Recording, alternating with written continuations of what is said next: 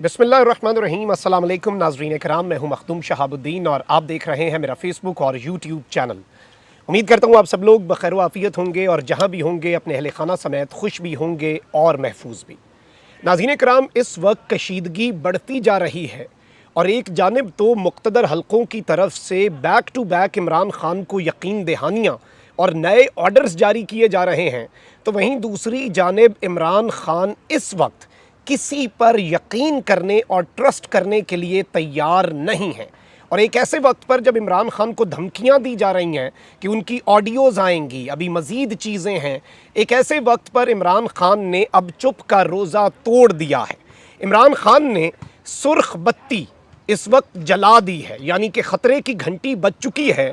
और इत्तहादियों ने साथ क्यों छोड़ा, 9 अप्रैल की रात क्या हुआ, कौन टेलीफोन करके इमरान खान के करीबी साथियों को डराता रहा, किसकी टांगें कांपी, दबाव किसका था, खौफ किसका था और वो कौन था का जो सवाल है, एक ऐसा सवाल जो पाकिस्तानी कौम पिछले 2-2.5 महीने से पूछ रही है। इमरान खान ने खुद कौम को अब आगाह करने का फैसला कर लिया है और एक मुलाकात के अंदर इमरान खान के रीसेंट सालों में सबसे बड़े नक्काद, इमरान खान के सबसे बड़े मुखालिफ सहाफ़ी अगर कहा जाए, जो इमरान खान पर तनकीद करते रहे हैं, उनसे मुलाकात में इमरान खान ने ये सारे इंकशाफात कर डाले हैं। और इस चीज़ को हमें एनालाइज़ भी करना होगा। और कभी कभी कहते हैं ना कि टाइमिंग बड़ी अहम है। ये सब कुछ क्यों इमरान खान ने इस वक्त पर पब्लिक करवाने का फ़ैसला किया, ये बातें क्यों बताईं और क्यों आदि बातें बताने से अभी रोक दिया गया, ये और ज़्यादा इंपॉर्टेंट है। क्योंकि देखें, क्या कहा ये तो अहम है, कब कहा ये भी अहम है, और क्या कहकर कुछ नहीं कहा और कुछ ना कहकर किस तरह से सब कुछ कहा है, हम इसे भी एनालाइज कर लेंगे। क्योंकि इस वक्त सूरत हाल ये है कि इमरान खान को लगता है कि इलेक्शन की डेट दी नहीं जा रही, ज़्यादती की जा रही है। इस वक्त उनका हक है, कौम मांग रही है इलेक्शन की डेट, लेकिन आप तो इस मामले के ऊपर आ नहीं रहे। और इस वक्त अब कहा यह जा रहा है कि ये जो पूरा इंकशाफात का पूरा पलंदा है, एक नया पिंडोरा बॉक्स खुला है, ये सुर्ख बत्ती जलाने के मुतरादिफ है कि यहाँ पर जी वार्निंग जारी हो चुकी है और अब खुला मुकाबला होगा। और अगर आप अपने लोगों के ज़रिए ये धमकियां जारी करवाएंगे, आप बताएंगे कि आपको इधर से ट्रैप करेंगे, इधर से ट्रैप करेंगे, आपकी सिक्योर लाइन को ये कर देंगे, फलां कर देंगे, ढिमकां कर देंगे, और प्रेशर जो है विदाउट अ डाउट बिल्डअप हो रहा है। कल army chief general Qamar Javed Bajwa साहब ने पूरी आर्मी को डायरेक्शंस जारी की, और सिर्फ डायरेक्शंस जारी नहीं की, आर्मी में नॉर्मली जो ऑर्डर्स जारी होते हैं वो पब्लिक नहीं होते, लेकिन इस खबर को ऑन पर्पस पब्लिक किया गया ताकि पूरी कौम को पता चले कि चीफ ने कह दिया है किसी सियासतदान से नहीं मिलना। आज DG ISI lieutenant general Nadeem Anjum, spy master Pakistan के, उन्होंने अपनी पूरी ISI के तमाम अफसरान के लिए स्ट्रिक्ट वार्निंग जारी की है कि जिसने इसकी खिलाफ वर्जी की, चीफ के ऑर्डर्स की, उसके लिए ISI में आइंदा कोई जगह नहीं होगी और उसके खिलाफ कार्रवाई की जाएगी। अब ऑब्वियसली एक बहुत ताज़ा हवा का झोंका तो है, लेकिन ये सब कुछ नज़र भी आना चाहिए, इस पर अमल होता हुआ नज़र भी आना चाहिए। और ये इमरान खान साहब ये ना समझें कि ये मामला जो है ये सिर्फ और सिर्फ उन्हें एक तरह से आप कह सकते हैं कि धोखा देने के लिए है और उन्हें पहले ये एतबार दिला दिया जाए। तो ये चीज़ें भी PTI के अंदर इस वक्त सोची जा रही हैं। इस चीज़ को, इस पॉसिबिलिटी को हम रूल आउट नहीं कर सकते।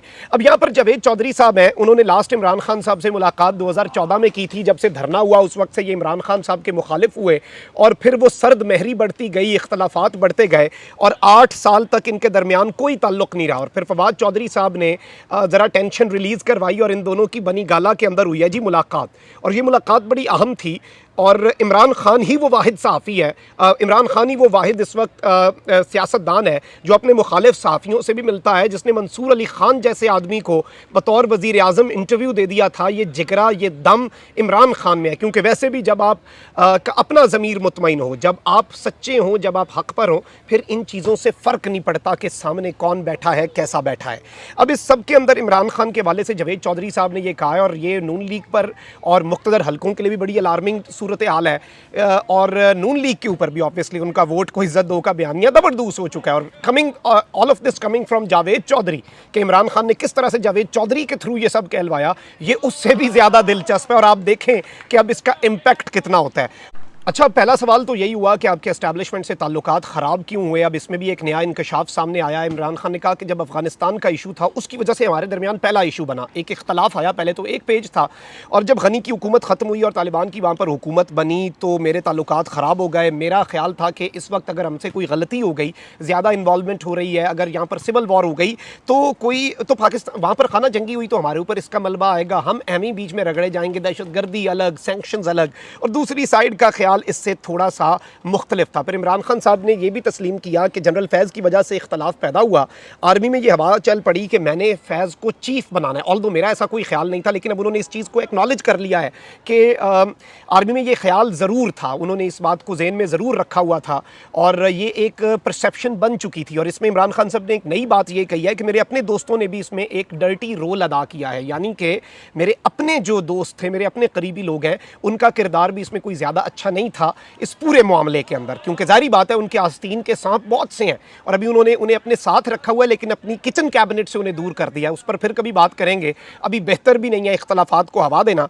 तो फिर इमरान खान साहब ने कहा कि जब अदम एतमाद आई तो मैंने मुलाकात की और कहा कि चोरों को आप हमारे ऊपर मुसल्लत कर रहे हैं, मुझे जरदारी के खिलाफ केसेस नहीं बनाने दिया गया और मुझे इन केसेस के अंदर मेरे हिसाब से रुकावट डाली गई, यानी कि जरदारी को प्रोटेक्ट किया जाता रहा। ऑल्दो आले शरीफ जो है उसे इतना प्रोटेक्ट नहीं किया गया जितना जरदारी को प्रोटेक्ट किया गया। और सिस्टम का मसला यह है कि सारी की सारी तनकीद वज़ीर आज़म पर होती है, इख्तियार असल में किसी के और पास होता है और वो सारा कुछ कर रहा होता है और सारी लान तान का जो फेस कर रहा होता है वो वज़ीर आज़म है। ये भी एक डायरेक्ट एलिगेशन है। फिर टेलीफोन कॉल्स का बड़ा अहम सवाल था और इस टेलीफोन कॉल्स के सवाल के ऊपर इमरान खान साहब ने पूरा पिंडोरा बॉक्स ही खोल दिया। और ये जो ऑफ द रिकॉर्ड और ऑन द रिकॉर्ड बातें हैं फिर मैं आपके सामने रख देता हूँ। ये बातें हमारे तक भी हैं और इन बातों के अंदर काफ़ी हद तक सदाकत भी है, क्योंकि ये चीज़ें मुख्तलिफ इत्तेहादियों से भी मेरे तक पहुँची कि आखिरी दौर में तो बहुत ज़्यादा फ़ोन आते थे। ये अब इमरान खान साहब का कहना है, इतनी कॉल्स आती थी कि हम परेशान थे कि ये हो क्या रहा है। और हमारे आधे लोटे जो कि मुनहरिफ हो गए थे, जब हमने उनसे रब्ता किया कि भाई वापस आओ, वो तो कहते थे भाई हमने खुद वापस आना है, आप हमें एक टेलीफोन कॉल करवा दें, जिन्होंने हमें कॉलें की हैं वो अगर हमें कह देते हैं तो हम ये मामला क्लियर कर देंगे और हम वापस आ जाएंगे, आप बस हमें कॉल करवा दें, क्योंकि हम पर बहुत ज़्यादा प्रेशर है, हमें समझ नहीं आ रही हम क्या करें। जाहिर बात है ब्लैकमेलिंग हो रही है। फिर अब खालिद मकबूल सिद्दीकी एमक्यूएम पाकिस्तान के सरबराह के हवाले से भी यही बात की कि जब हम उनसे मिले तो उन्होंने भी कहा कि भाई हमें कॉलें आ रही हैं, उन्होंने हमें कहा है अलग होने के लिए, आप हमें कॉल करवा दें, हम आपके साथ हैं, हमें तो कोई फ़र्क ही नहीं पड़ता। अच्छा, अब उन्होंने इस सारे मामले में कुछ और इंकशाफात भी किए हैं और उन्होंने ये भी कहा है कि मेरे एक साथी की टांगें कांप रही थी उस रात को और अगर वो डट जाता तो आज पूरे का पूरा मामला मुख्तलिफ होता, यकसर मुख्तलिफ होता और उस साथी को भी बेसिकली ब्लैकमेल ही किया गया था। और उन्होंने इस सारे मामले में ये भी बता दिया कि कोई हेलीकॉप्टर नहीं आया और कोई नाखुशगवार वाक़या 9 अप्रैल की रात वज़ीर आज़म हाउस में पेश नहीं आया। लेकिन जो असल इशू था, जो बैक एंड पे बहुत ज़्यादा मसाइल थे, वो ये था कि मैंने काबीना का इजलास बुला लिया था, मैं इस ख़त को डी क्लासीफाई करने लगा था जिसके बाद इसे पब्लिक किया जा सकता था और पूरी कौम देख सकती थी।